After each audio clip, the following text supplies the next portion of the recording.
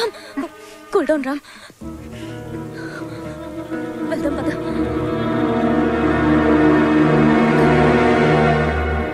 చెప్పు లాయర్ సాబ్. వాడు దుర్గలా ఉన్నాడు కానీ దుర్గలా లేడు. ఇగో నాకు అసలే రక్తపోటు అన్నట్టు గిస్సంటి ముచ్చట చెప్పి నాకు గుండె పోటు తెవ్వద్దు. సర్లే మ్యాటర్ చెప్పు. అంటే వాడి బిహేవియర్ మాత్రం దుర్గలా అనిపించట్లేదు. చాలా విధాలు ప్రయత్నించి చూసాం, దుర్గ కాదేమో అని అనిపిస్తుంది. లాయర్ సాబు, ఈడ నేను మోహన్ కృష్ణని చంపి దుర్గగాడిని డాన్ చేసిన. ఆడ మీరు ఎవరికో ఉంగిలి పెట్టి గాడినైతే దుర్గగాడిని చెయ్యొద్దు ప్లీజ్. ఆ విషయం నీ కొడుక్కి చెప్పు. వాడిని వేసేస్తానని ఊగిపోతున్నాడు. ఆయనకి నాయనా వాడు దుర్గో రామో ఆలోచిస్తూ కూర్చోడానికి ఇక్కడ టైం లేదు. నేను డిసైడ్ అయ్యా, వేసేస్తావని. ప్రతిదానికి అడ్డుపడద్దని పిచ్చి లాయర్ గాడికి చెప్పు, లేకుంటే ఏమరా కొడక, ఎవ్వని పడితే గాడిని వేసాడేందుకు నువ్వేమైనా ఈ స్ట్రీట్ రౌడీ అనుకున్నావురా? ఎదవా, నువ్వు కాబోయే సీఎం కొడుకు బిడ్డ, జరంత స్ట్రేచర్ ఉండాలి. Lawyer సాబ్కి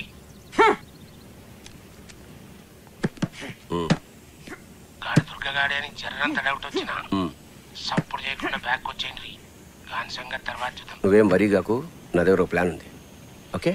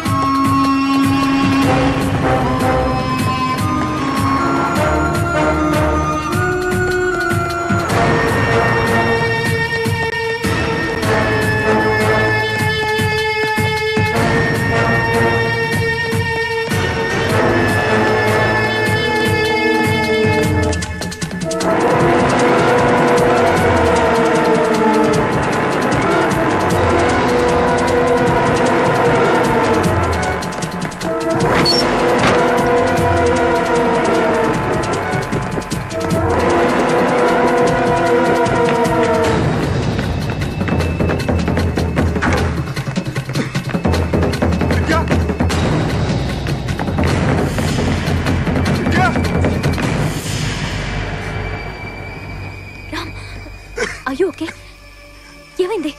what happened Ram?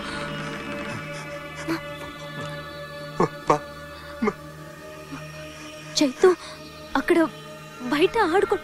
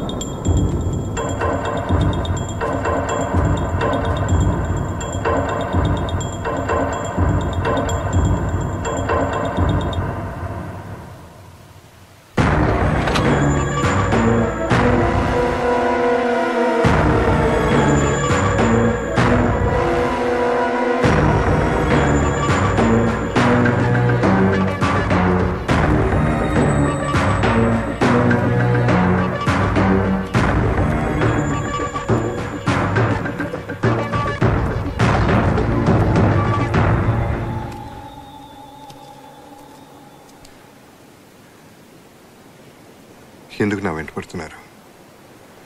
మీకేం కావాలి? నువ్వే కావాలి దుర్గా. గురునారాయణ నిన్ను కావాలంటున్నాడు. గురునారాయణ ఎవరో దొరికెవరో నాకు తెలియదు. దయచేసి నన్ను వదిలేయండి ప్లీజ్. కొత్త పాత్రలో బాగానే నటిస్తున్నావు దుర్గా. అజ్ఞాతవాసం చెడిపోయింది, ఇంకా ముసుగు తీసి.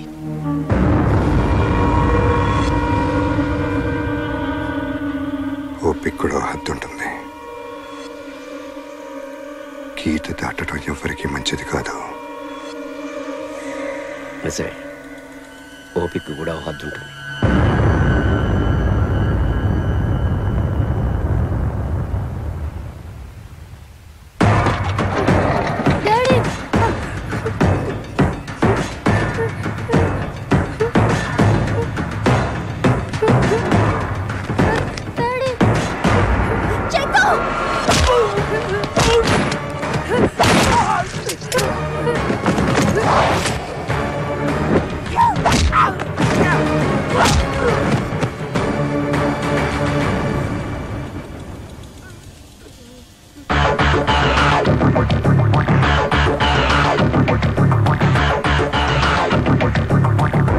నీ బాబుని అప్పుడే చంపేసి ఉండాల్సింది.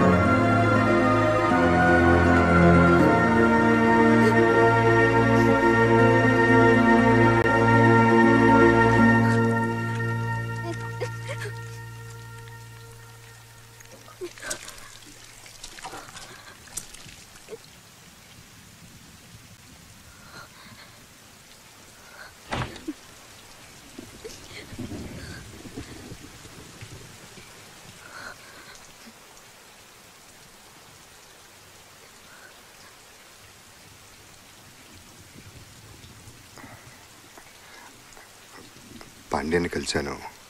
ప్రాబ్లం ఏం లేదని చెప్పాడు. ఉంది ప్రాబ్లం, ఎక్కడో కాదు ఇక్కడే ఉంది. ఎన్నిసార్లు మొహం కడుక్కున్నానో తెలుసా? నా మొహం మీద పడ్డ రక్తం మరకలు చనిపోయడానికి.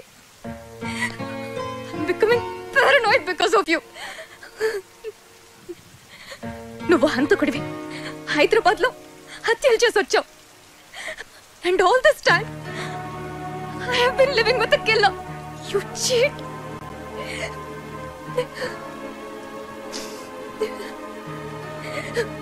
దుర్గగా నేనెప్పుడో చచ్చిపోయాను.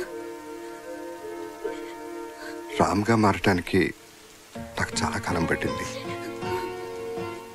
నిన్ను కలిశాకే నేను పూర్తిగా రామ్గా మారాను. ఇప్పుడు కూడా జీవితాంతో నీతో రామ్గా బతకాలని కోరుకుంటున్నాను. నువ్వెలా బతకాలనుకుంటున్నావో నేను ఆలోచించట్లేదు. నేనెలా బతకాలో ఆలోచిస్తున్నాను మిస్టర్ దుర్గా.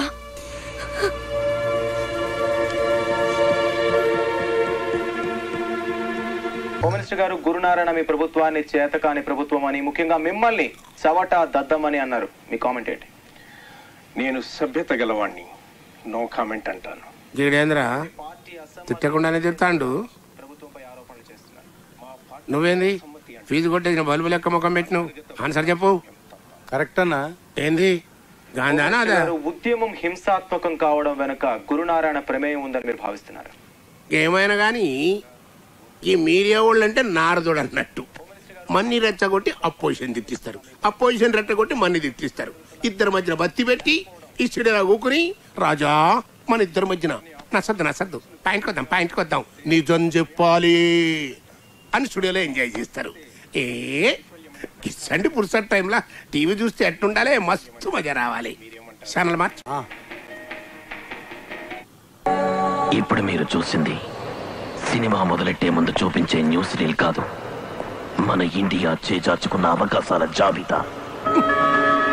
ఇది ఒక ఈ సినిమా వాళ్ళ గోలు ఒక్కటి, వెనకమాల చెయ్యాల్సినవని చేస్తారు. సినిమా తీసి తప్పంతా రాజకీయ నాయకులది అన్నట్టు ఒక్క నీతి వాక్యం చెప్తారే. ఈ సినిమా పెద్ద హిట్ అయిందనా? అంత ఇట్టు మనం తట్టుకోలేం కానీ ఛానల్ మార్చు.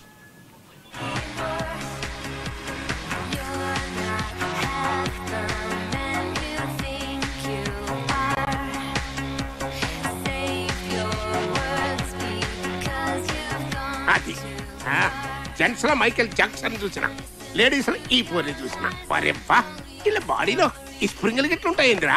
అరే ఏం గంతులేస్తుందిరా పోరి.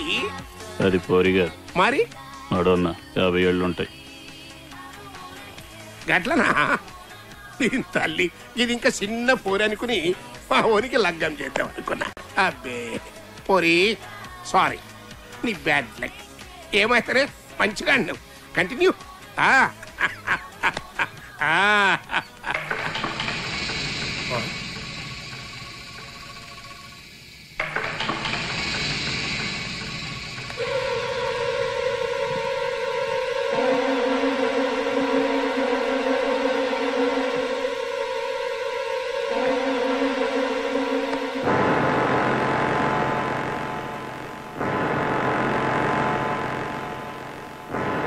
వాడు దొరికే.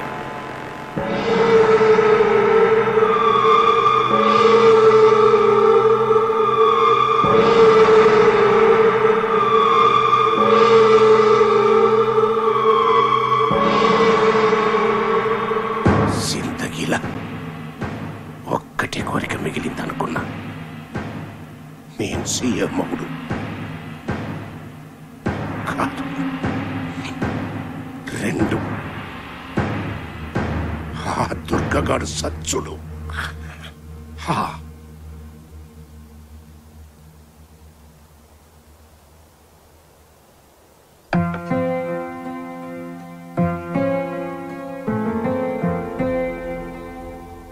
రామ్ ఎలా ఉన్నాడమ్మా? ఒక వ్యక్తి తన ఐడెంటిటీని దాచుకొని ఇంత దూరం వచ్చి మనలో ఒకటిగా బ్రతుకుతున్నాడు అంటే తన పరిస్థితిని అర్థం చేసుకోవాలే గాని అసహించుకోకూడదమ్మా. తను ఒకప్పుడు దుర్గే అయినా ఇప్పుడు అన్ని వదిలి రామ్గానే బ్రతకాలనుకుంటున్నాడు. రామ్ గురించి బాగా తెలిసిన వ్యక్తిగా, మనుషుల్ని అంచనా వేయగలిగే ఓ సీనియర్ పోలీస్ ఆఫీసర్గా చెప్తున్నాను. తను గతంలో ఏం చేశాడన్నది పక్కన పెడితే మనిషిగా చాలా మంచివాడమ్మా. ఇన్నేళ్లు నీకు మంచివాడిగా కనిపించిన రామ్ ఒక్క రోజులో చెడ్డవాడైపోయాడంటే ఒక్కసారి ఆలోచించమ్మా, నీకే అర్థమవుతుంది. ప్లీజ్.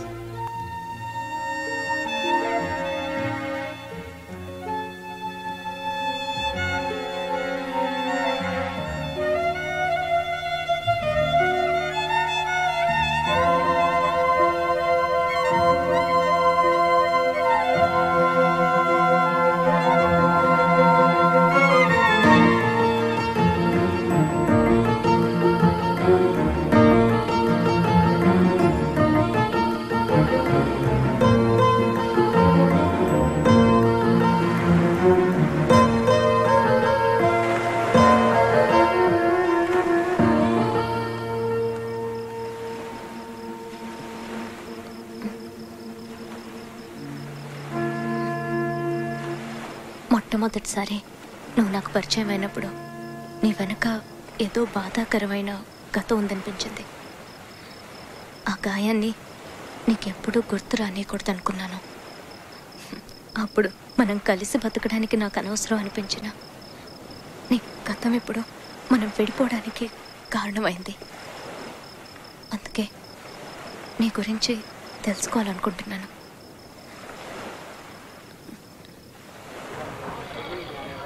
ఐ లవ్ యూ అని చెప్పు. ఐ లవ్ యూ అని చెప్పు.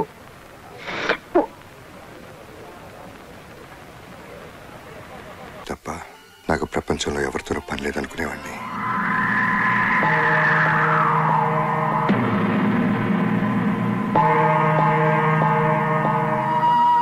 మా అన్నయ్య హత్య నన్ను హింస రాజకీయాల్లోకి లాగింది. జారీ గారు, చంపింది సర్కార్, కానీ చంపించిన ఎవరో మీకు తెలుసు, నాకు తెలుసు. ఇక మాట్లాడనవసరం. వెళ్ళి దొరికినట్టు నరికేద్దాం. పదండి. ఆగండి, ఇది టైం కాదు.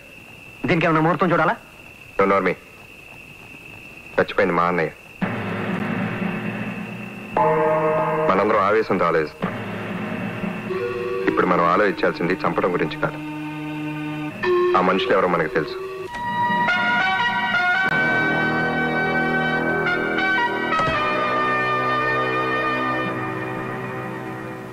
ఏంటి? మా అన్నయ్యని చంపిన వాళ్ళ మీద కంప్లైంట్ ఇవ్వడానికి వచ్చా.